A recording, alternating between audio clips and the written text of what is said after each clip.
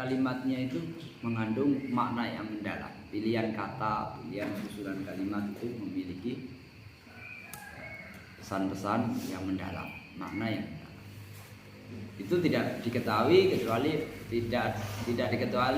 oleh seorang guru yang sudah mutqin, menguasai materi. Maka kamu baca buku yang tipis, kamu hafalkan, kemudian dipelajari kepada seorang ustadz yang mumpuni, yang menguasai.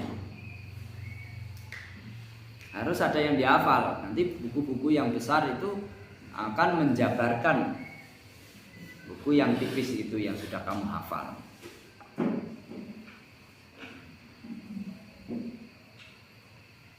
Buku-buku tebal tidak dihafal, ya, yang berjilid-jilid itu tidak dihafal.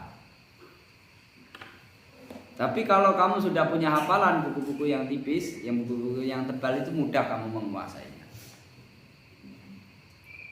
Istilahnya kalau gedung yang tinggi itu, kamu tiang-tiangnya itu sudah kamu kuasai.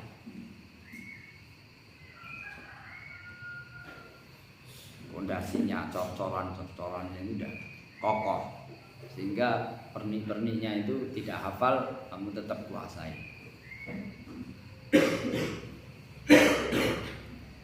Adamul istighwal, yang ketiga adamul istighwal bil mutawwalat wa tafariqil musannafat qabla ad-dabti wal itqani li aslihi. Jangan keburu-buru sibuk dengan kitab-kitab yang panjang atau yang pelik-pelik, yang membahas masalah-masalah yang pelik-pelik. Sebelum menguasai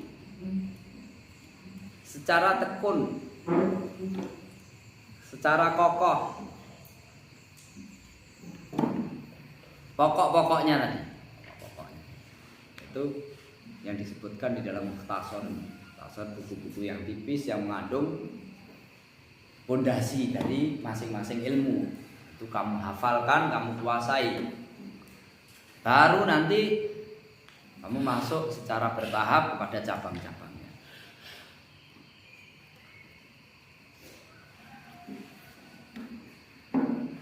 Sebelum mempelajari pokoknya, dasar-dasarnya, jangan masuk kepada pembahasan-pembahasan yang jelimet-jelimet.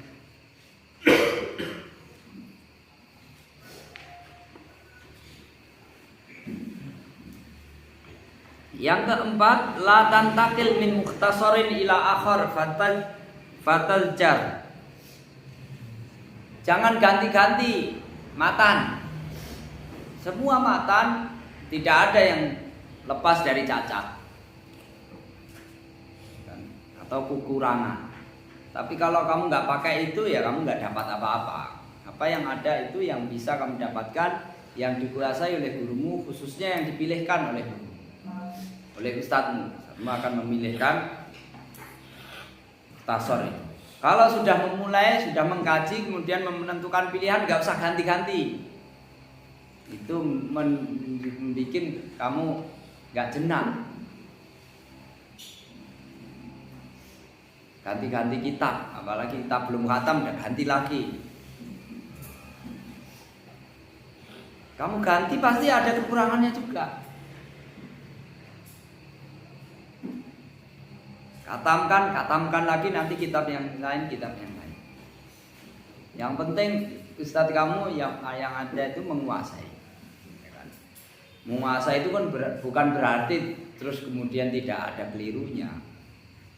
Kamu kalau cari guru yang nggak pernah keliru dan nggak pernah jelek, itu nggak pernah akan belajar kamu. Ya, karena kamu nanti juga akan begitu. Sehebat apapun pasti kamu juga punya cacat. Karena kamu manusia. Kamu manusia. Kamu kalau berusaha jadi manusia yang nggak pernah salah, mungkin lama-lama stres. Ya, tapi bukan berarti mentolerir kesalahan. Ya, saya ini manusia seperti ini. Kalau bisa berubah harus berubah.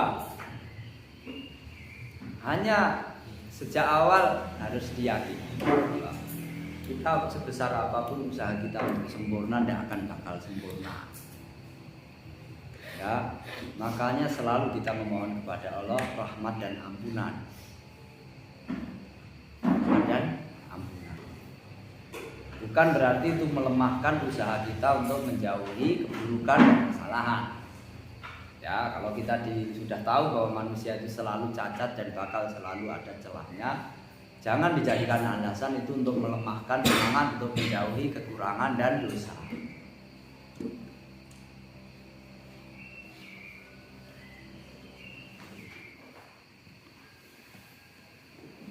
Yang kelima, iktinasul fawaid wa dhawabitil ilmiyah. Mengumpulkan, mencatat, mencari-cari ilmu-ilmu tambahan. Iktinas itu apa namanya? Membidik ya. Membidik itu kalau terkadang dalam satu kitab itu ada satu tambahan ilmu tidak didapatkan yang lain, itu dicatat. Atau seorang ustadz itu memberikan tambahan ilmu yang jarang dibahas di kitab secara urut. Nah, dalam kitab-kitab juga gitu. Kadang kitab-kitab tertentu itu menyisipkan tambahan pengetahuan di luar babnya. Sebenarnya itu tidak masuk membahas itu, tapi menurut penulis itu penting berdasarkan ilmu yang dia pelajari untuk disisipkan. Nah, sisipan-sisipan itu terkadang kalau kita cari di judulnya nggak dapat.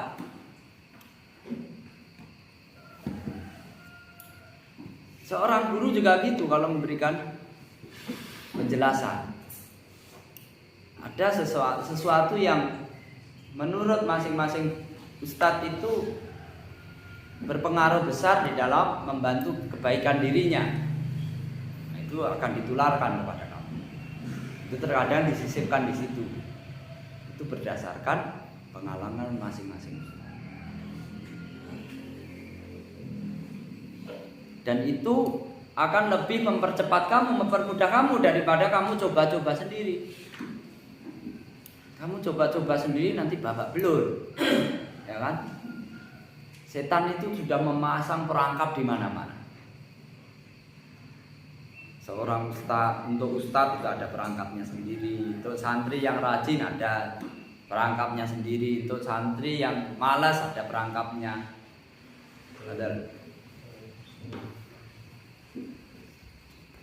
Setan itu banyak perangkapnya. Nah, para pendahulu kita, guru-guru kita itu sudah menghabiskan sekian waktu mengetahui mana jebakan-jebakan akan diberikan tahu kepada kamu tanda-tanda jebakan setan kira-kira itu. Kalau kamu nggak dengarkan ya kamu akan coba semua itu, barangkali kamu tidak selamat masuk perangkap setan dan keluar-keluar. Nah, dengan pengalaman-pengalaman dulu itu kamu bisa barangkali menyelesaikan perjalanan lebih cepat tanpa harus mengalami kesalahan yang pernah dilakukan sebelumnya. Nah, kitab-kitab yang disusun itu kira-kira juga begitu. Kitab-kitab, kenapa dulu zaman Rasulullah nggak ada nahwu, nggak ada sorok, nggak ada fikih, ilmu fikih, usul fikih. Itu menjawab tantangan atau menjawab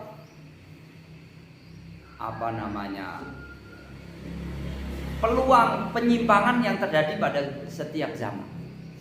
Penyimpangan atau peluang penyimpangan yang terjadi pada setiap zaman, kemudian para ulama mencegah atau menghadapi penyimpangan itu dengan benteng-benteng ilmu.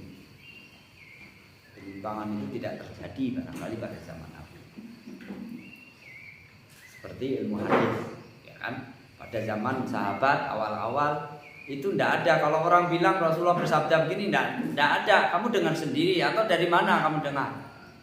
Tapi setelah kira-kira kemungkinan orang itu memalsukan hadis, Dia tanya, kamu ini Rasulullah bersabda begini, dari siapa kamu dengar? Dengar sendiri dari orang lain. Siapa kamu dengar? Oh, dari si A. Kamu kan nggak ketemu Rasulullah, bagaimana kamu Rasulullah? Itu untuk mengecek. Bukan hanya mengecek kebaikan orangnya. Nah, orang yang tidak baik itu kadang tidak takut bohong, tapi juga mengecek orang baik itu tidak semuanya hafalannya juga kuat. Dicek bahwa orang yang itu tidak sering salah. Tidak sering salah.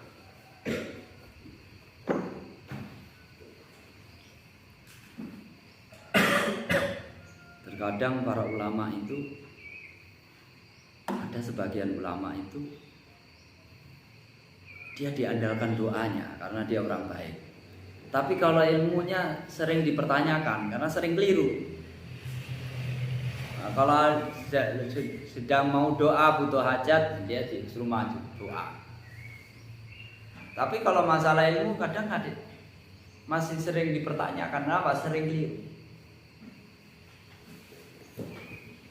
Orang sering keliru kalau itu memang kemampuan yang terbatas yang Allah berikan kepadanya, itu kan bukan dosa, ya kan?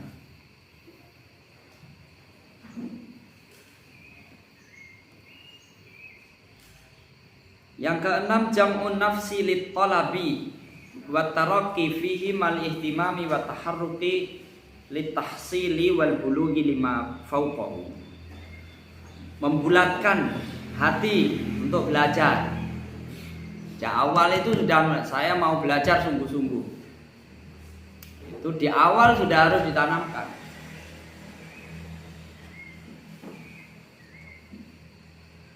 Kalau di awal sudah pokoknya mengalir aja lah. Itu di awal udah nggak ada semangat. Ya akan lambat.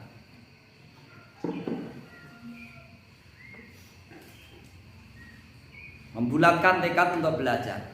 Bismillah, saya akan belajar. Wa taraqi fihi, kemudian menaiki tangga-tangga untuk menuju ketinggian ilmu, tingkatan ilmu. Mal ihtimami wa taharrukil tahsil. Juga teliti, perhatian dan semangat untuk mendapatkan ilmu.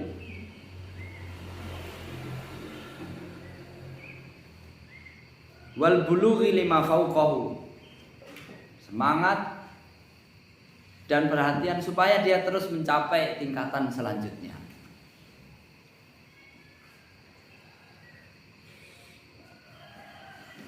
Wa'lam annal muqaddama ala dzalika kullihi wa hifdzul Qur'anil Karim. Ketahuilah yang paling diutamakan dari semuanya itu, yang didahulukan adalah menghafal Al-Qur'anul Karim.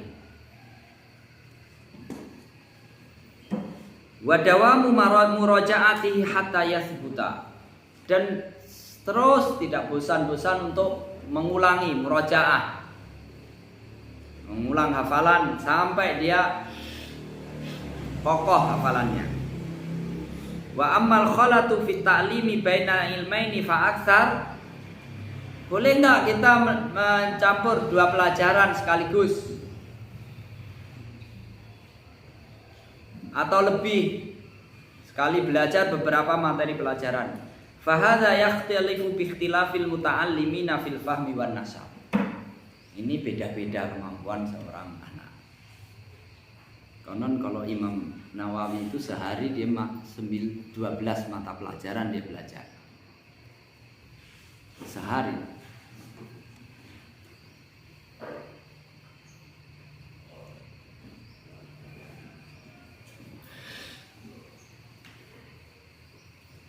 Makanya Imam Nawawi itu ilmunya ya luar biasa. Umurnya itu ketika wafat 45 tahun. Ya dengan saya tua sedikit, kira-kira. Tapi hampir bukunya itu menjadi pegangan seluruh. Bukunya Minhajut Talibin itu jadi rujukan pokok madhab Syafi'i. Kalau kamu ingin madhab Syafi'i, itu bukan pakai bukunya Imam Syafi'i Dia akan jadi otentik kalau rujukannya Minhajut Thalibin. Tapi untuk mencapai Minhajut Thalibin tidak bisa langsung Safinatun Najah dulu, ya kan? Kamu pakai Minhajut Thalibin kelenger nanti kalau belum belajar yang lain-lain. Imam Nawawi ya kira-kira umurnya dengan saya berapa? 2 tahun, 3 tahun lebih tua dari saya ketika wafat ya. Kitab-kitabnya ada Sahih Muslim, Syarah Sahih Muslim, Sahih Muslim yang terbaik, Riyadhus Shalihin, Arba'in.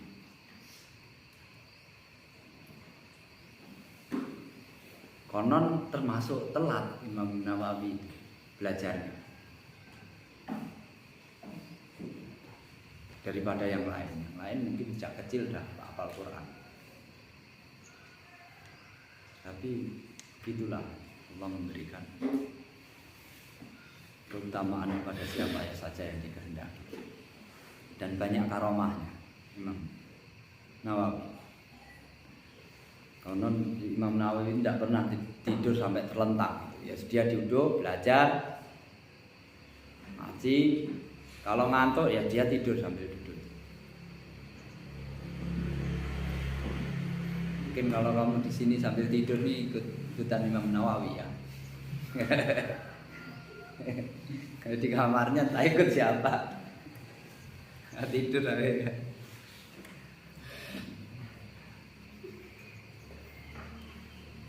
Wa ilaika ayyuhat talib namudaj lil kutub allati yambagi lit talibi ayatadarraja 'alaiha fi rihlatihi li talabil ilmi. Berikut ini contoh kitab yang hendaknya dipelajari secara bertahap oleh masing-masing penuntut ilmu. Fa fi tauhidil ibadati salasatul usul wa adillatuha.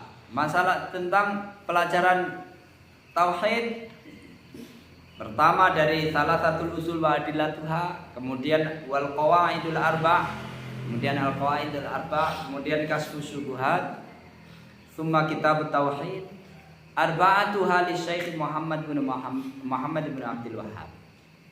Keempat-empatnya dari karangan Muhammad bin Abdul Wahhab. Wa fi tauhidil asma'i was sifat, materi asma wa sifat, kitab Al-Wasitiyah pertama, yang kemudian Al-Hamawiyah, kemudian At-Tadmuriyah, secara bertahap, tidak dibalik, tidak boleh dibalik-balik. Salah satu hal Ibnu Taimiyah summa tahawiyah ma'a syarhiha.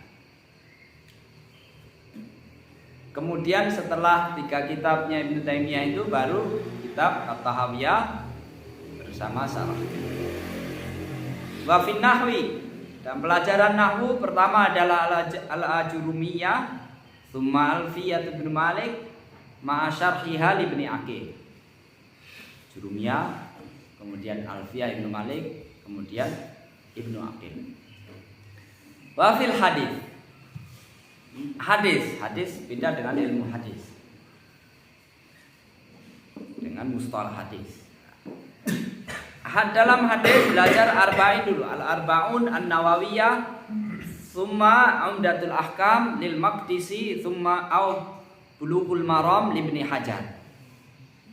Yang pertama arba'in nawawiyah, kemudian umdatul ahkam, kemudian bulughul maram. Faddukhulu fil ummahatis sit. Kemudian setelah hatam itu baru belajar Kutubus Sittah, 6 kitab induk, Sahih Bukhari, Muslim, Abu Dawud, Tirmidzi, Nasai, Ibnu Majah. 6. Itu kitab hadis dasar. Induknya, baru belajar induknya. Banyak yang lain. Ini belum Musnad Imam Ahmad. Banyak lagi ya kan?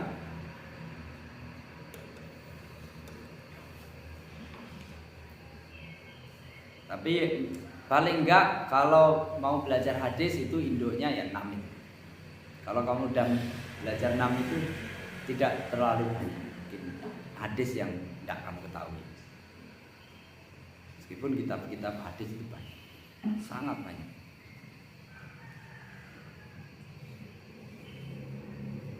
Wa fil mustalah, dalam mustalah hadis, nukhbatul fikar libni Hajar tsumma alfiyatul Iraqi.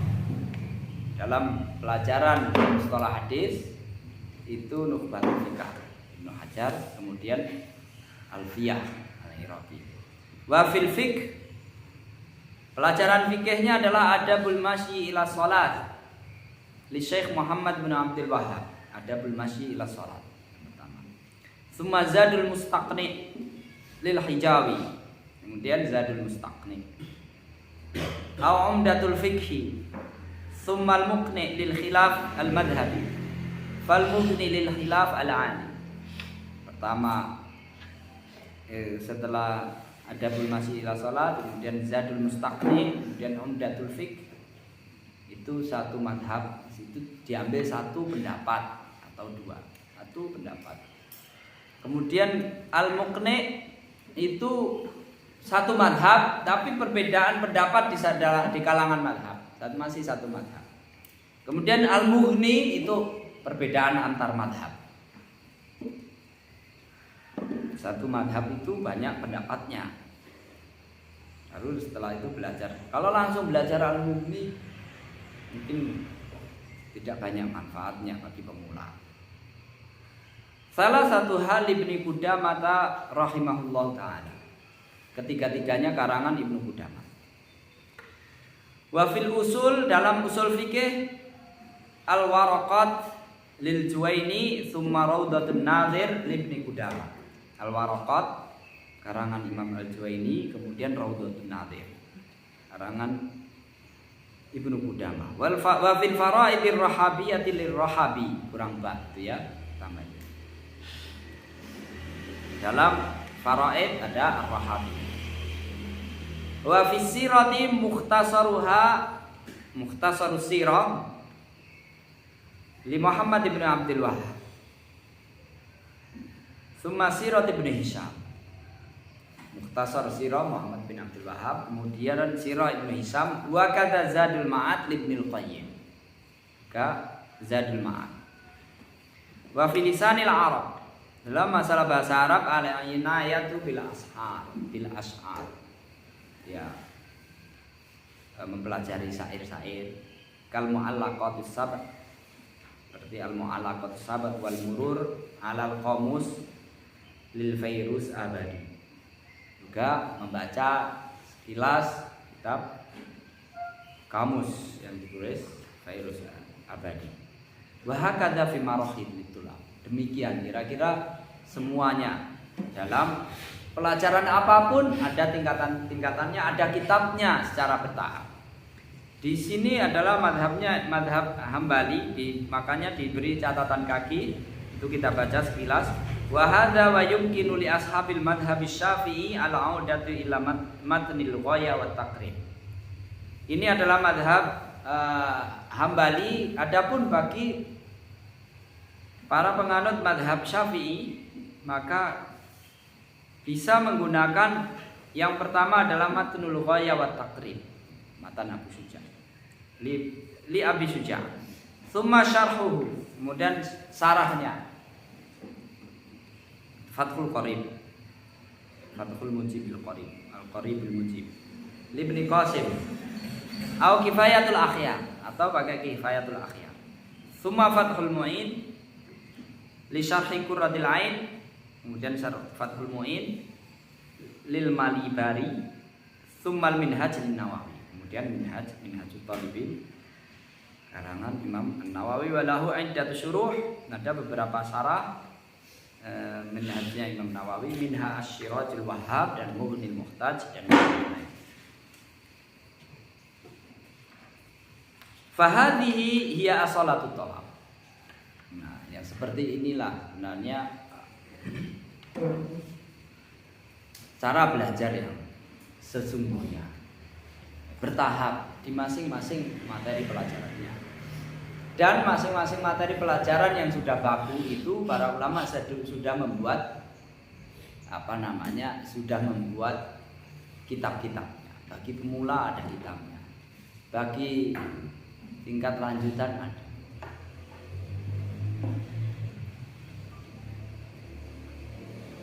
Wadzalika min khilali dirasatil mukhtasaratil mu'tamadah wa hifdhiha, yaitu dengan cara mengawali dengan kitab-kitab yang tipis kemudian dihafal. Yang tipis itu yang pertama itu dihafal. Jurumiyah, Waraqat, Rahabiyah itu dihafal ya. Batul Fikar dihafal. Nanti baru setelah itu tidak usah dihafal. Yang tebal-tebal itu tidak usah dihafal. Tapi kalau kamu sudah hafal mukhtasarnya, kamu membaca kitab yang tebal itu mudah. Akan jauh lebih mudah daripada kamu nggak hafal. Karena kayak kamu menghafal daftar isi kitab tebal. Kadang kitab yang tebal itu daftar isinya lebih tebal daripada matannya. Nah.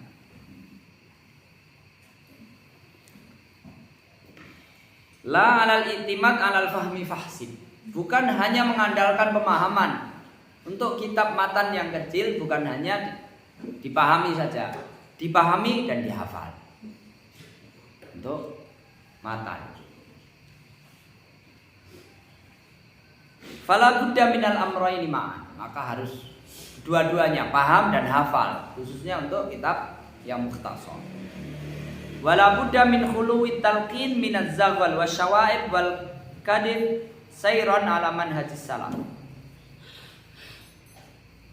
Dan ketika belajar untuk pemula, hendaknya jangan sampai ternodai dengan pemikiran-pemikiran yang rusak, penyimpangan-penyimpangan. Ya, setiap ulama ada perselisihannya ya, ada perselisihannya dan ada kekurangannya. Tidak ada seorang pun yang semua perkataannya itu benar. Tapi untuk pemula itu terkadang cukup untuk hal-hal yang disepakati oleh para ulama atau itu dipastikan tidak salah. Karena cuma sedikit. Meskipun terkadang tetap juga ada, dan itu kalaupun ada dan bisa dibimbing itu juga tidak usah terlalu khawatir. Selama kitab itu sudah diakui oleh para ulama. Kitab-kitab yang disebutkan itu kan dikenal.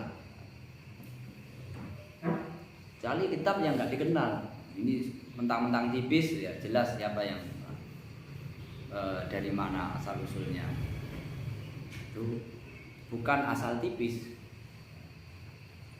Apalagi sudah dikenal di sepanjang generasi, di banyak tempat itu dipakai, kira-kira kemungkinan untuk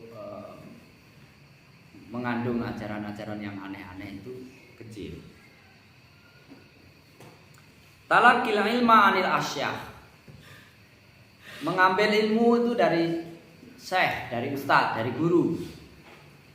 Karena ilmu itu sebagaimana kita singgung adalah warisan. Ilmu yang kita pelajari ini adalah wahyu. Sekarang tidak ada wahyu. Sekarang tidak ada wahyu. Maka yang ada adalah mewarisi dari wahyu.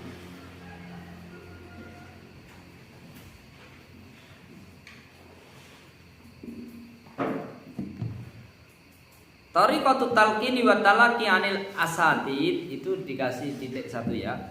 Itu di buku aslinya asatid.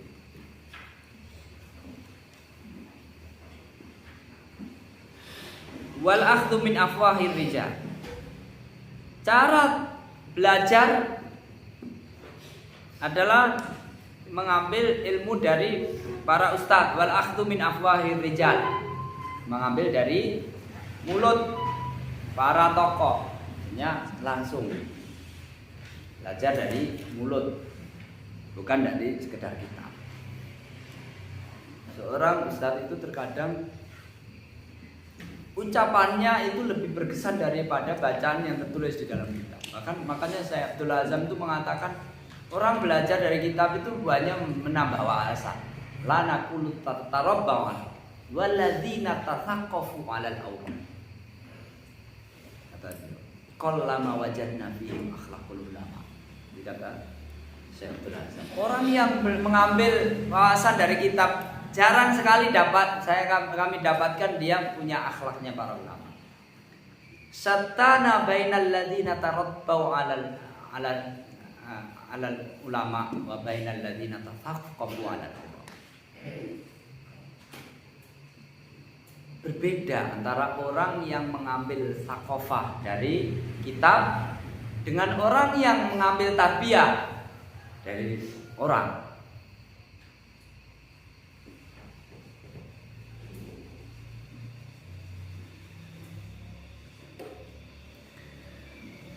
Wa butunil kutub hiyal asli fit talab min afwahil rijal la minas suhuf wa butunil kutub hiyal aslu fit talab. Mengambil ilmu itu adalah dari mulut para ustaz, para ulama, bukan dari kertas, lembaran-lembaran.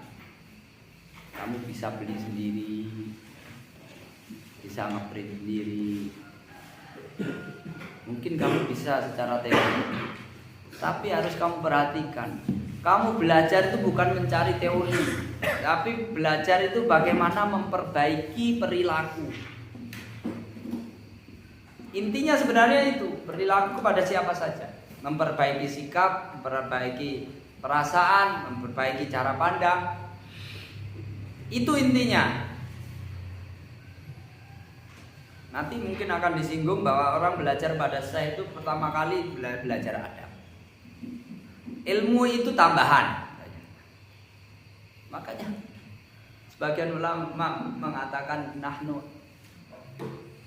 ilal qalilin minal adab ahwaj min katsirin minal ilmu. Kami lebih sangat membutuhkan terhadap adab meskipun sedikit daripada ilmu.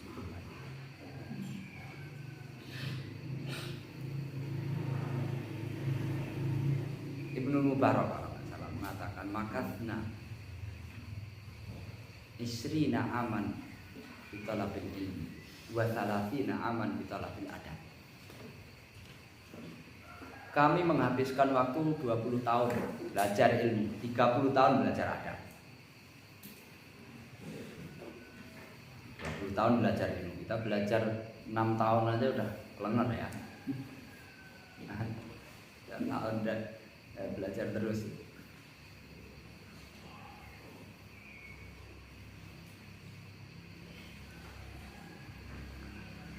Faqad qila man dakhala fil ilmi wahdahu kharaja wahdahu.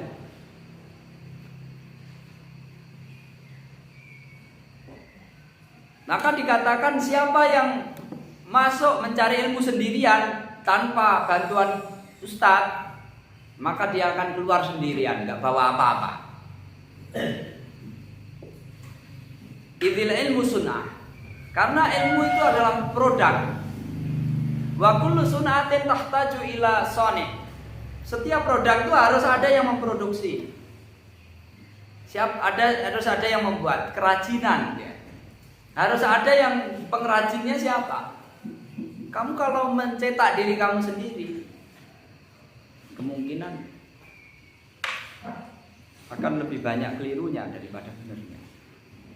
Maka kamu kalau ingin membangun ilmu, harus ada yang membentuk ilmu kamu.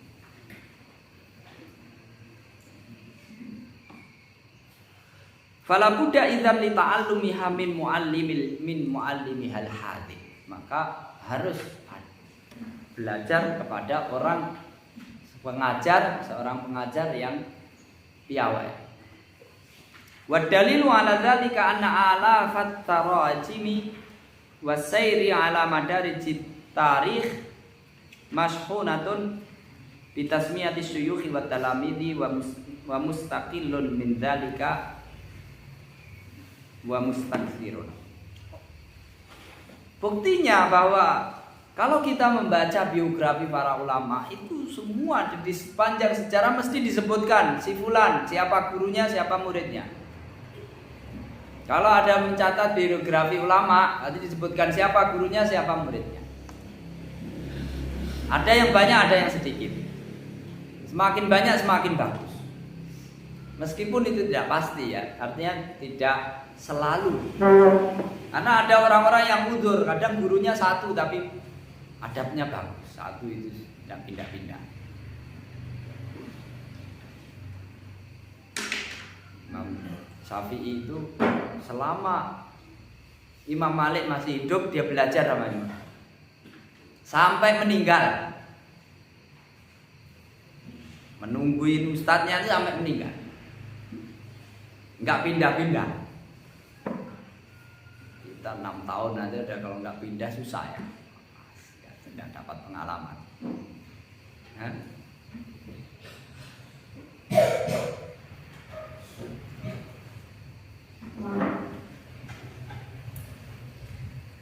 Ada butoli bima syekhihi.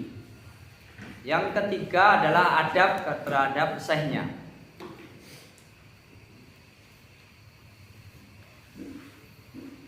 Riayatu hurmatus syekh. Kamu kalau pengen belajar, mendapatkan ilmu, hormatilah gurumu. Itu sejak TK ada diajarkan ya, hormati gurumu ya kan, sayangilah kan. Akhirnya anak TK ada yang hormat guru. Kayaknya kalau kayak ini suruh nyanyi gitu ya kan pas ya. Bukan apa-apa, guru itu terkadang nggak mau dihormati karena itu pantangan. Tapi kamu jangan terkecoh gitu. Guru itu kalau ingin dihormati, dia ilmunya akan pudar dan tidak bermanfaat. Makanya terkadang dia menghindari agar tidak dihormati. Tapi kalau kamu pengen jadi murid yang berhasil, kamu harus menghormati guru, walaupun guru itu nggak mau dihormati. Oleh karena itu para ulama itu berdebat. Guru itu kalau melarang dan memerintah dalam bab adab itu harus dia hormati, ditaati apa enggak? Sebagian ulama kalau itu bab adab tidak perlu ditaati.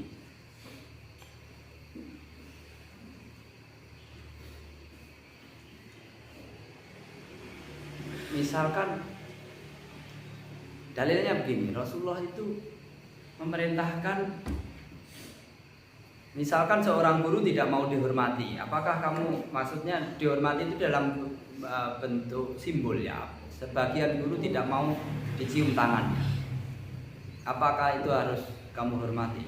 Apa harus kamu taati? Sebagian guru itu tidak mau dibantu, apapun bentuknya. Ada guru, kalau kamu nggak usah panggil saya ustadz, kamu taat nggak? Supaya sebagian untuk dia ingin menjaga supaya ilmunya tetap memancarkan cahayanya. Karena seorang guru itu kalau dia sudah punya keinginan dihormati akan redup pantangan kalau menjaga. Tapi kalau dia tidak ajarkan muridnya hormat pada guru, dia juga akan gagal menjadikan murid itu. Maka guru itu serba repot. Saya kembali kepada apa alasannya kenapa para ulama itu. Ali bin Abi Thalib itu ketika diperintahkan untuk menghapus kata kalimat Rasulullah, ya kan, waktu Hudaybiyah itu, mungkin yang belum sampai sirahnya nanti sirah akan ditanya. Ada kelas 6 sudah ya, kelas 5 sudah juga, kelas 4 sudah belum? Sulhul Hudaybiyah. Hah? Mana kelas 4? Sampai bawah apa sirahnya? Hah? Jilid berapa? Belum belajar? Belum belajar? Kelas 4? Hah? Belajar sirah enggak? Hah? Kelas 5 aja udah khatam tuh Khulafaur Rasyidin. Tanyakan tuh. Sudah menghafal kemarin. Sudah hafal Sirah Nabawiyah, soalnya kan nanti suruh tes dari kelahiran sampai hafal. Habis ujian ya.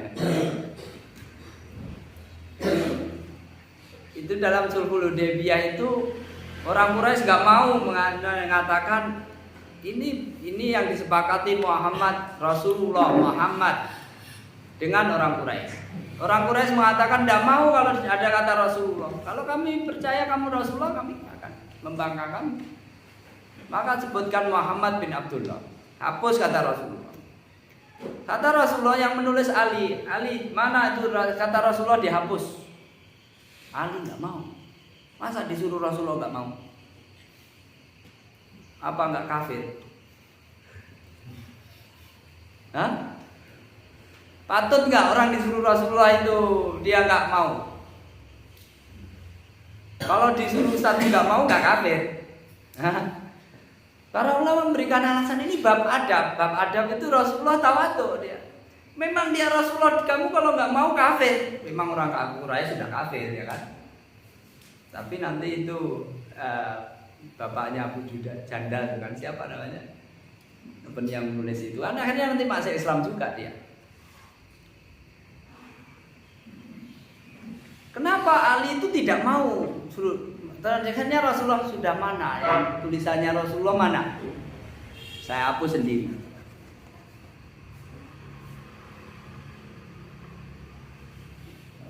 Nah, kira-kira kadang Ustadz itu begitu. Ulama itu. Karena ulama itu kadang aneh-aneh.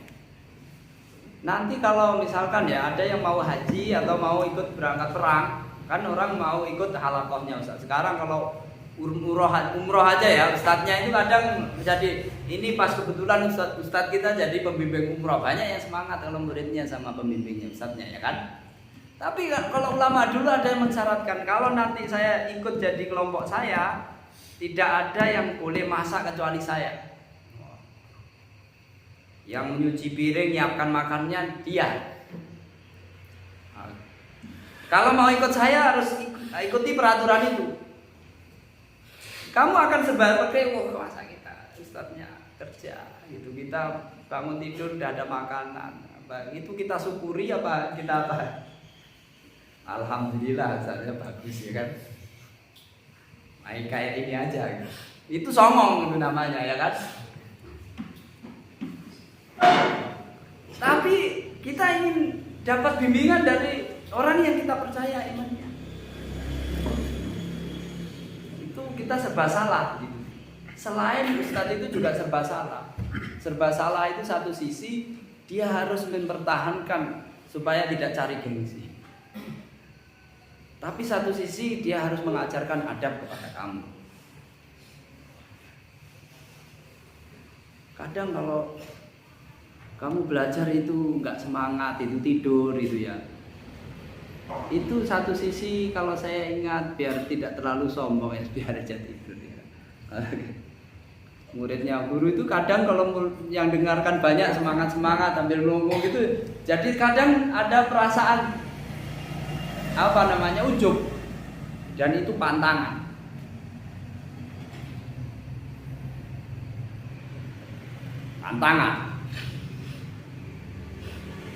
Kalau muncul ujub. Tapi satu sisi kamu ini kan amanah. Saya harus, karena orang tua kamu mempercayakan kepada ustadz-ustadz ini di sini supaya kamu itu juga beradab. Nanti kalau kamu kayak gini, ustadzmu itu sama orang tuamu kayak apa? Orang tuamu itu sepertinya sebenarnya tidak terlalu penting kamu banyak berteori, karena banyak teori pinter itu malah dikongkon, disuruh itu malah bantah nanti. Kan? Pinter ngomong soalnya. Disuruh ini alasannya ya. Karena pinter besok dan bisa pinter lah. Kalah orang tuanya nggak sekolah. Didalili ya.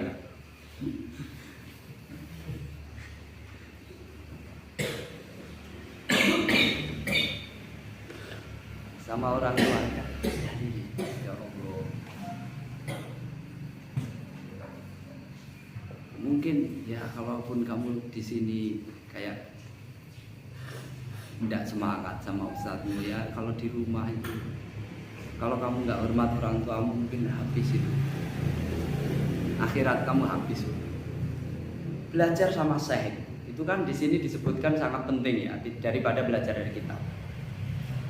Tapi ya, kamu tahu ceritanya Uwais Al-Qarni. Tidak ada guru yang sehebat Rasulullah. Melihat saja itu sudah dapat keutamaan, tuba man ro'an, kata Rasulullah. Tapi itu gara-gara nungguin ibunya itu dia kehilangan titel sahabat. Ya mestinya jadi sahabat. Ait Al-Qarni, Uwais Al-Qarni ya. Uwais Al-Qarni ya. Mulai ngantuk ya. Larang.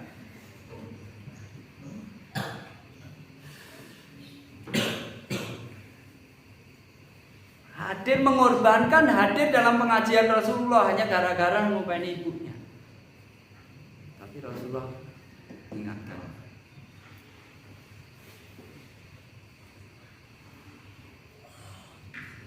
Rasulullah memberikan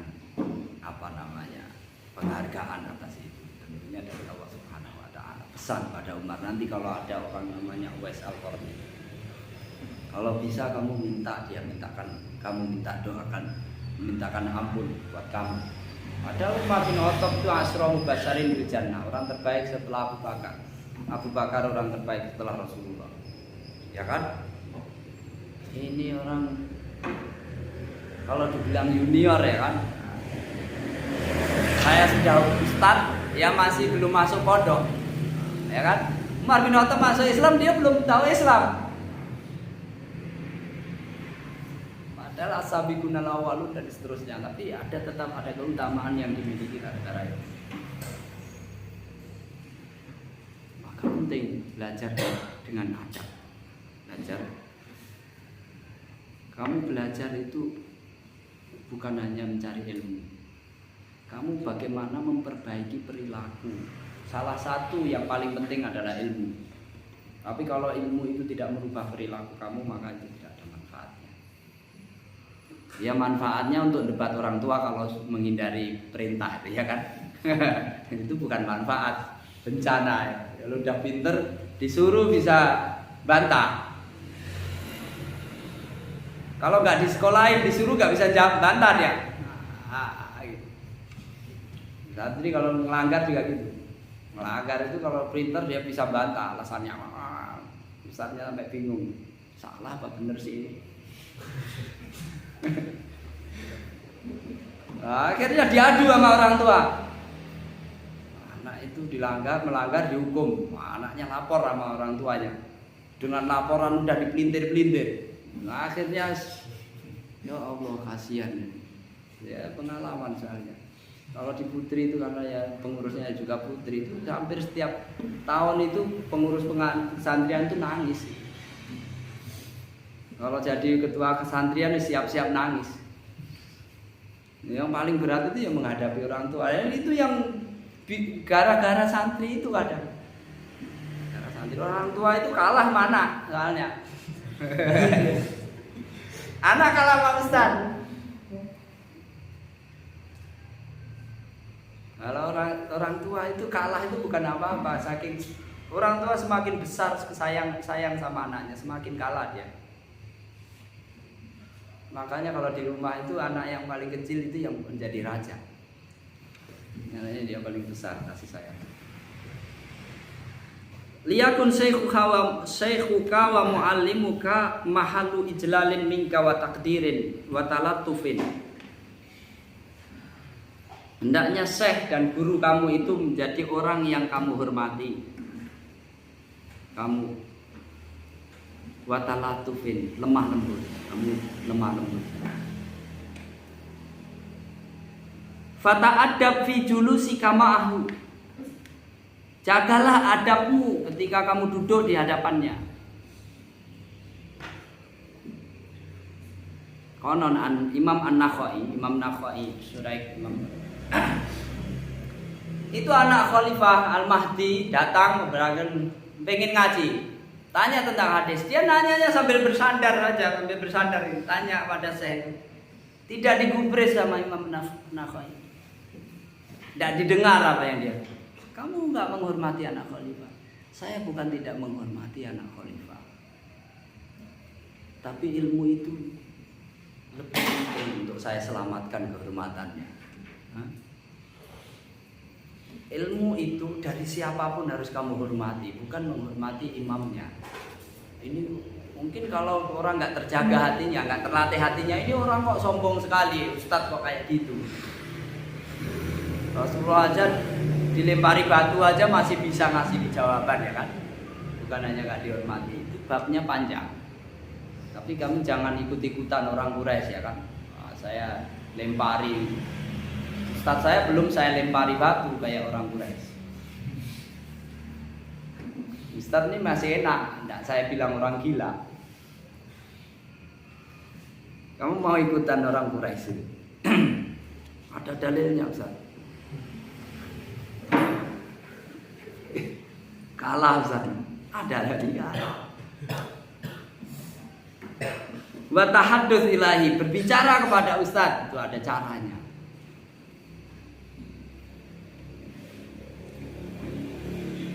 Wa husnul su'ali wal istima', bertanya secara baik, mendengar secara baik. Wa husnul adab fi tasaffuhil kitab amamahu wa ma'al kitab, menjaga adab ketika membawa kitab di depannya ustaz, membawa kitab depannya. Ini kayaknya terlalu tinggi makomnya. Kalau masalah kitab itu Imam Syafi'i, kamu tahu Imam Syafi'i? Imam Syafi'i mengatakan, saya kalau di hadapannya Imam Malik itu, saya kalau mau buka kitab itu pelan-pelan supaya nggak bersuara. Nanti kalau kedengaran Imam Malik saya apa namanya? Hormat saya. Paham? Imam Syafi'i dengan Imam Malik. Kalau saya buka kitab ini di hadapan Imam Malik, saya usahakan pelan-pelan sampai supaya nggak terdengar suaranya. Kalau nggak ada suaranya berarti tidur semua. Kalau bangun esrek gerak-gerak. Itu terlalu tinggi makamnya, tapi hanya mungkin sekarang ini kenalan. Imam Syafi'i. Kamu mau bilang Imam Syafi'i ahli bid'ah? Wah, aduh parah lagi loh. Ya kan? Itu Imam Syafi'i ketika belajar pada Imam Malik. Imam Syafi'i awalnya juga ditolak sama Imam Malik karena dia pakai rekomendasi. Datang mau belajar karena dia masih kecil. Tapi memang Imam Syafi'i sudah ya supaya dikasih izin untuk saya masuk pondok ya kan, supaya diterima jadi santrinya, minta rekomendasi dari ulama, kemudian dari gubernur. Ini kasih ini Imam Syafi'i. Kata Imam Malik tidak begini caranya. Mau belajar kan begini caranya. Nah, semua harus tes. Imam Syafi'i juga tes akhirnya. Tapi Imam Syafi'i sebelum belajar dia sudah hafal kitab Muwatta'nya Imam Malik. Dia mau belajar udah hafal. Kita udah belajar suruh ngapal tambah susah ya. Nah, enggak usah dihafal aja Ustaz. Wala tataqaddam alaihi bi kalamin aw masirin, berjalan. Jangan ngomong duluan. Berjalan jangan duluan. Sampai di sebagian kitab disebutkan bagaimana cara berjalan bersama ustaz. Baiknya di samping kanan atau samping kiri atau di belakang atau di depan. Itu ada dibahas. Kalau tempat itu masuk sawah-sawah kamu harus di depan. Kalau itu masuk semak belukar, kamu di depan. Kalau itu di jalan, kamu di samping kanan atau di belakang. Nah, ada yang begitu, sampai detail. Apa nggak ada dalilnya? Ya mungkin itu tidak langsung pada Rasulullah, tapi Abu Bakar itu ketika mengawal Rasulullah itu gundah ya, karena saking maunya dijaga itu Rasulullah.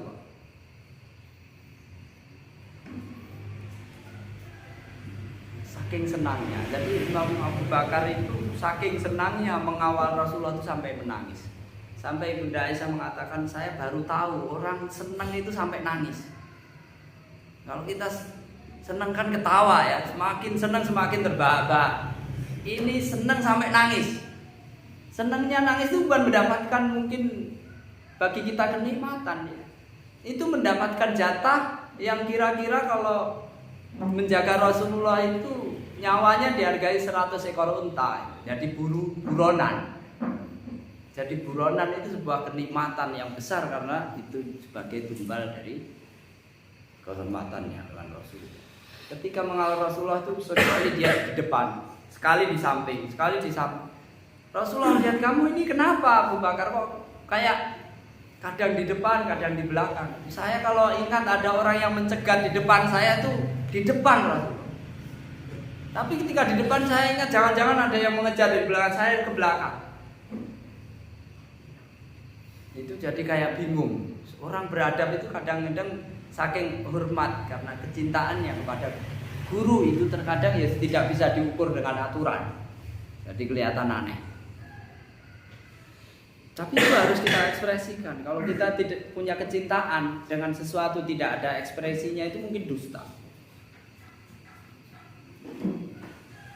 Selain ekspresi saja tanpa perasaan itu munafik, ya kan? Orang menangis. Kenapa menangis? Takut kepada Allah. Masa iya? Iya. Kamu nggak yakin? Belahlah dada saya.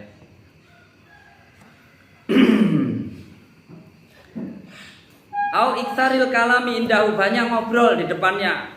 Dengarkan. Tapi sesekali kamu juga menyaut, jangan diem saja. Sudah setelannya. Ada pertanyaan? Nggak ada. Nggak ada. Biar cepat. Bukan karena udah paham. Biar cepat.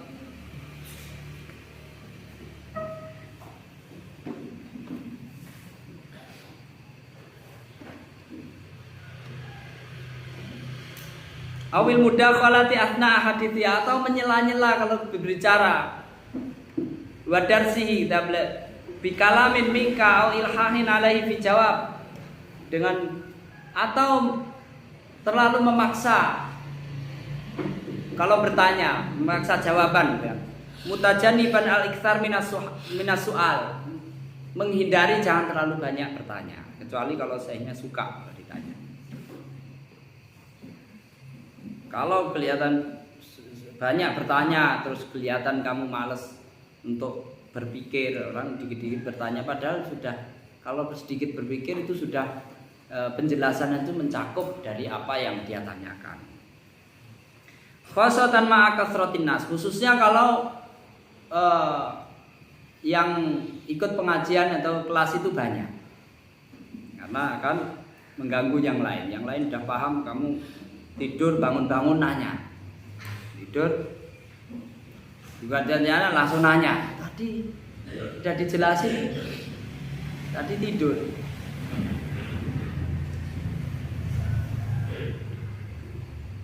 Khosat li alat taftur anta wa yamallu huwa. Jangan, supaya kalau kamu terlalu banyak bertanya mungkin kamu akan suatu saat futur. Dan juga gurunya juga bosan. Wala tunadi bismihi mujarradan. Jangan menyebut namanya. Kalau manggil jangan sebut namanya. Sebut ustaz. Ya, pakai ustaz. Kemarin kakak kawan saya. Iya. Sekarang ustaz kami. Mujarradan. Di sebagian kitab jangan pakai kaf, kamu.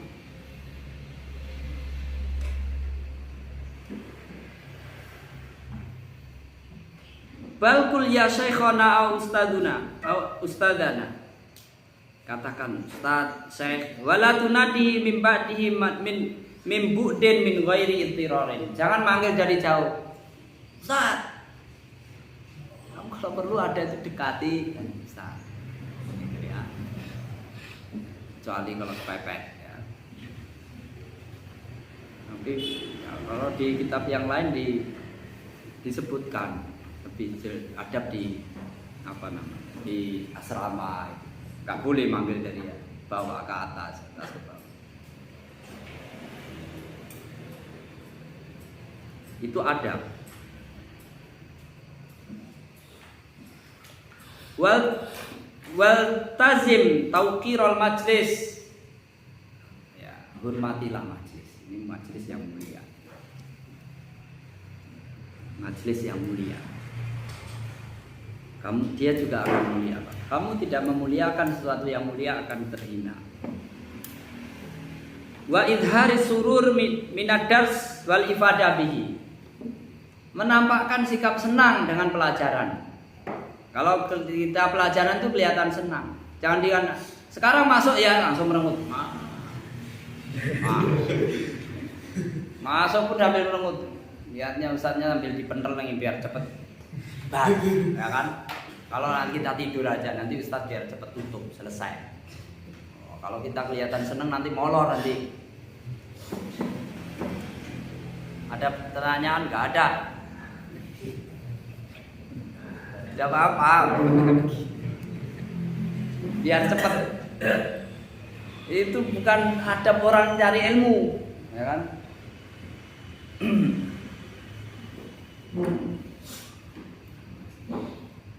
Nampakkanlah kamu senang dengan majelis ilmu. Kamu hormati. Wa idza badalaka khata'un minasyaikhi falat yusqithu dzalika fi 'ainika. Kalau kamu lihat ada ustadz itu melakukan kesalahan, jangan kamu jadikan alasan itu untuk menjatuhkan martabatnya di mata kamu. Ustadz kok kayak gitu? Ustadz kok kayak gitu? Jangan sampai gitu. Sampai para ulama itu sebagian sampai kalau berdoa itu Allahumma astur syekh aiba syekhi wala tudhi barakatuhu minni. Ya Allah, tutupkanlah semua celah cacat ustadzku dari diriku supaya dan jangan engkau hilangkan berkah ilmunya. Itu doa itu dilakukan sebelum pelajaran, dia bersedekah dulu. Nah, kalau sini ada infak, masukkan infak sambil doa. Allahumma astur aiba ustadzi wala tudhi barakatuhu.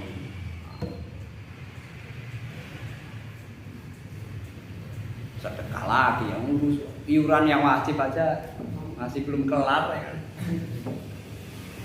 Sedekah lagi.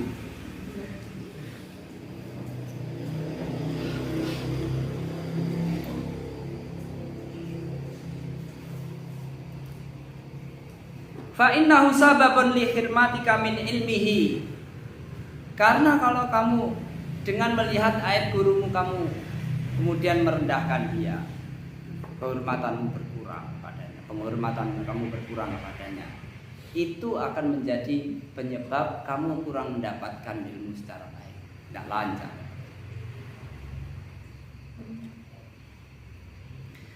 Wahdar min imtihanis syekh ala qudrati wal ilmiyati wa tahammul. Hati-hati jangan ngetes ustaz. Ustaz ini enggak tahu apa enggak. Tes. Fa inna hadza yujiruhu, ini bikin tidak nyaman. Ustaz kok dites. Wa idza aradta al-intiqal ila shaykhin akhar fasta'dinhu. Kalau kamu ingin pindah kepada ustaz yang lain, ustaz pada pondok yang lain, minta izin.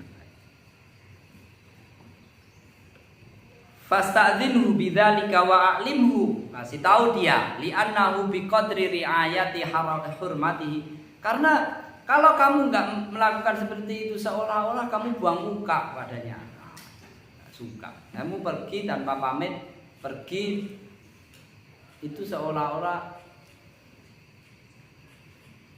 memang kamu enggak suka. Mau pergi di sini, pergi meninggalkan. Makanya tapi juga harus diimbang. Ustaz itu harus melakukan hal-hal yang menyenangkan, ya kan? Yang sesuai dengan syariat. Di sini ini bab talib aja ini. Bab murid orang mencari ilmu. Saya berpikir gimana mau bikin daurah khusus bab guru. Panjang juga. Tapi kalau ustaz itu bikin daurah itu biasanya nggak punya waktu. Saya khatamkan kitab Tadhkiratus Sami. Di situ lengkap, bab guru, bab murid, semuanya. Di Atibian juga ada bab guru, ya kan? Kalau sini khusus murid. Biar ustadznya enggak kecil hati. Guru juga berat adabnya. Murid juga jangan salah. Li'annahu biqadri riayati hurmatihi yakunun najawah wal falah. Karena sebesar apa kamu menghormati gurumu, sebesar itu kemungkinan kamu akan sukses, berhasil menuntut ilmu. Wa biqadril fauti yakunul ikhfaq.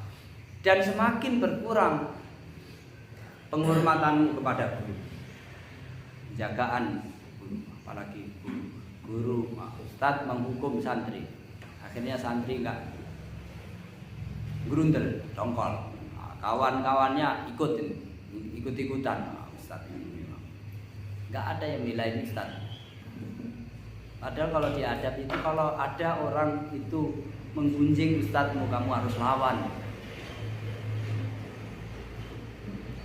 sebagai penghormatan kami terhadap. Jangan di belakang ada yang lagi bermasalah sama ustadz, tambah dikompor-komporin. Ya bener, ustadz ini memang ya. Nah, nanti awas. Nggak ada yang belain ustadz. Ya Allah, ustadz. Kadang itu ustadz salah, tapi tidak semua kesalahan itu mesti. Dalam sebuah hadis ya, dalam cerita, Khalid bin Walid itu memang pernah Islamnya terlambat. 4 bulan setelah atau 3 bulan setelahnya dia harus memimpin pasukan perang. Dengan itu jasa dia, karena itu keunggulan dia dalam perang. Dalam perang itu dia berhasil menyelamatkan pasukan pulang. Tapi zaman dulu kan ada tidak pasukan itu tidak reguler semua. Tidak pasukan perang itu bukan tentara, orang masyarakat mau belajar, mau perang-perang. Ini ada seorang relawan dari Yaman. Dia ini ya relawan itu tidak ketat peraturannya. Mungkin dia bisa pindah-pindah dari kelompok. Jadi dia berpegang dengan hadis Rasulullah, man qatala qatilan falahu salam. Orang yang membunuh orang kafir, dia berhak mendapatkan harta yang ada di badannya. Amin. Nah, dia manfaatkan. Bermodal hadis ini dia pikir, putar otaknya. Dia nggak mau melawan pasukan kere-kere gitu. Cari mana yang kelihatan pemimpin, pedangnya emas, apanya sutra itu. Dia hindari orang-orang. Modal golok itu sama mungkin tameng juga gak punya, dia cuma ngambil pakai kulit unta, sembunyi di balik batu, di apa, nanti kalau orang itu lewat dia. Akhirnya dia pulang kaya raya. Khalid bin Walid sebagai ketua pimpinan pasukan diminta tuh, ini banyak sekali kamu. Ini pasukan yang taat harus aturan aja nggak sebanyak itu. Diminta sama dia. Kata itu orang ngam-campas, nanti saya kasih tahu Rasulullah. Sampaikan kepada Rasulullah. Rasulullah, Khalid, kenapa kamu begitu? Banyak kali Rasulullah. Kasihkan. Akhirnya sama Khalid dibalikkan. Kasihkan Pak. Nah, karena dikasihkan orang itu merasa menang, dicibir lah Khalid, ngecek, diledek gitu, kan? Mungkin entah bagaimana, nanti bisa dicek hadisnya. Melihat orang itu meledek Khalid, itu dipanggil orang itu, jangan kamu lakukan, balikin lagi. Kamu itu pemimpin itu, ketika orang seperti penggembala kambing itu, dia belum minum itu sebelum kambingnya semua minum. Giliran dia salah, kamu ledekin dia.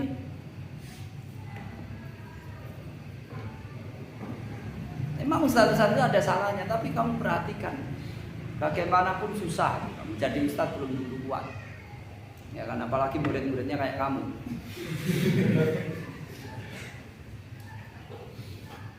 udah kecil hati diledek-ledekin ya kan. Ra'su malika ayyuhat talib min syekhika, satu pakrah lagi. Modal utama kamu itu dari Syekh al-qudwatu bi shalihi akhlaqihi wa karimi sama'ili, yaitu teladan, mengikuti meneladani akhlaknya dan sifat-sifatnya yang baik. Fa idza ahbabta fala yadfa'ka hubbahu ayyuqallidahu an tuqallidahu bi sautin aw nagmatin aw misyatin aw harakatin aw hayatin. Orang kalau suka itu terkadang itu melakukan hal-hal yang di luar batas. Kamu mengikuti ustadzmu itu yang patut. Ya, tapi kadang itu ustadz, kamu sudah suka sama ustadz tertentu, itu kadang ada yang enggak. Ucapan yang sering diulang atau gerakan diulang sebenarnya itu enggak patut. Enggak usah kamu ikuti. Paham enggak? Ada ucapan-ucapan tertentu yang sebenarnya kalimat yang suka seorang saya itu suka keluar. Itu bukan diatur, tapi mungkin karena kekurangan dia. Ustadznya juga begitu. Ada ustadz itu mungkin karena saking sibuknya jadi malas nyuci gitu. Kamu jadi, oh, ustadz saya juga malas nyuci. Saya juga enggak apa-apa lah. Karena saking senengnya. Hal-hal yang seperti itu tidak perlu kamu ceritakan, tidak perlu kamu. Tapi kadang itu sebagai sebuah kelebihan. Imam Syafi'i kalau nggak salah dikatakan saking hebatnya beliau itu. Saya itu kalau disuruh ke pasar beli bawang itu nggak bisa. Bawang ke pasar nggak bisa. Itu aib atau bukan? Itu menunjukkan keseriusan beliau. Tapi kamu jangan ikut-ikutan. Saya nggak mau ke pasar. Imam Syafi'i aja nggak mau. Terus yang belanja siapa? Nanti beli tiket untuk pulang juga nggak bisa. Bingung lagi ustadznya ya kan? Orang tua juga bingung. Kamu harus bisa pulang sendiri. Au nakumatin, au misyatin, atau intonasi, atau cara berjalan, au harakatin, au hayatin, atau gerakan. Illa idza kanat misyatu tusbihu misyatan Nabi sallallahu alaihi wasallam. Kecuali kalau cara jalannya itu mirip dengan jalannya Rasulullah. Fala ba'sa an tuqallidahu fiha fa inna dzalika minal ittiba. Enggak apa-apa kamu ikuti. Kecuali hal-hal yang mubah mungkin juga enggak apa-apa kita ikuti ustaz. Hal-hal yang mubah. Karena itu menunjukkan kecintaan kita kepadanya, dan kita berharap dengan kecintaan kita kepada ustaz itu kita digolongkan oleh Allah Subhanahu wa taala sebagai orang-orang yang dicintainya. Subhanakallahumma bihamdika asyhadu an la ilaha illa anta astaghfiruka wa atubu ilaik. Assalamualaikum.